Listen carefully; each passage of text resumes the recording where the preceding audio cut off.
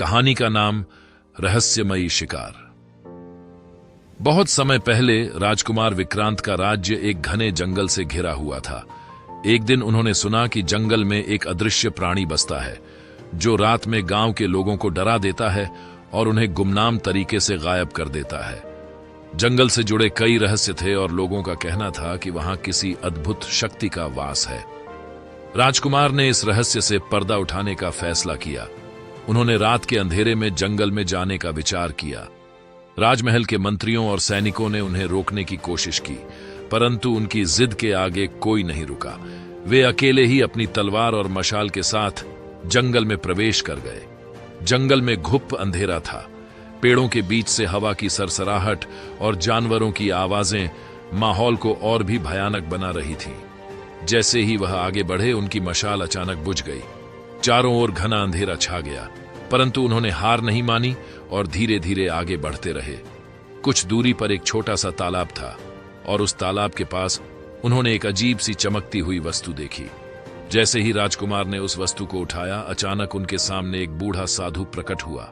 साधु ने विक्रांत को घूरते हुए कहा, हे राजकुमार, तुमने वो वस्तु उठा ली है जिसे तुम नहीं समझ सकते।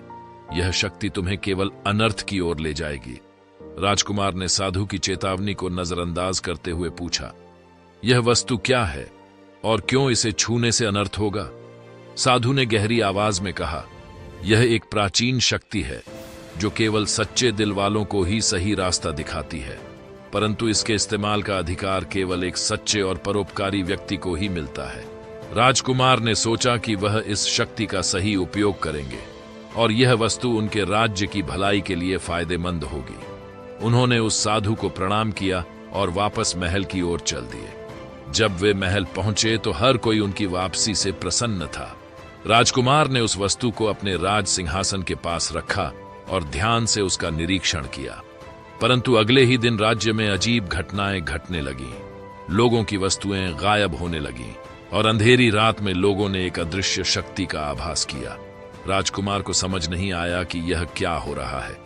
उन्होंने उस वस्तु का फिर से निरीक्षण किया और पाया कि उसमें एक अदृश्य शक्ति छुपी हुई है। जैसे जैसे वे वस्तु को ध्यान से देखते गए, उसमें से धुंधली आकृतियां दिखाई देने लगीं। वे आकृतियां उन्हें जंगल के उन हिस्सों की ओर संकेत कर रही थीं जहां बहुत से लोग गायब हुए थे। फिर एक रात जब अंधेरा छाया हुआ था, राजकुमार ने जंगल के रहस्य का पता लगाने के लिए फिर से प्रवेश किया। वह उसी तालाब के पास पहुंचे जहां उन्होंने साधु को देखा था। जैसे ही उन्होंने वस्तु को तालाब के पास रखा, वह साधु फिर प्रकट हुआ और हंसते हुए बोला, क्या तुम्हें समझ में आया कि यह शक्ति तुम्हारे हाथों में सुरक्षित नहीं है? राजकुमार ने साधु से माफी मांगी और कहा, हे महामुनि, मुझे यह समझने में देर हुई कि इस शक्ति का उपयोग मेरे जैसे साधारण मनुष्य के लिए नहीं है। कृपया इसे वापस ले लें और इसे उस स्थान पर रख दें जहां से यह किसी को हानि नहीं पहुंचा सके।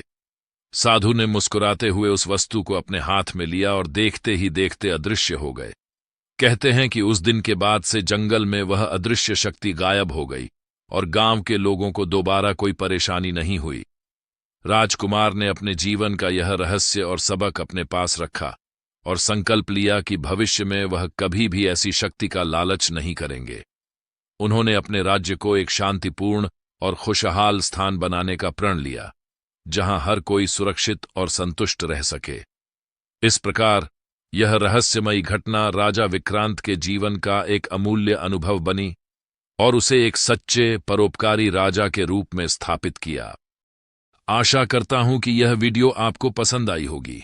अगर वीडियो अच्छी लगी हो तो इसे लाइक करें और अगर आप हमारे चैनल पर नए हैं तो चैनल को सब्सक्राइब करें।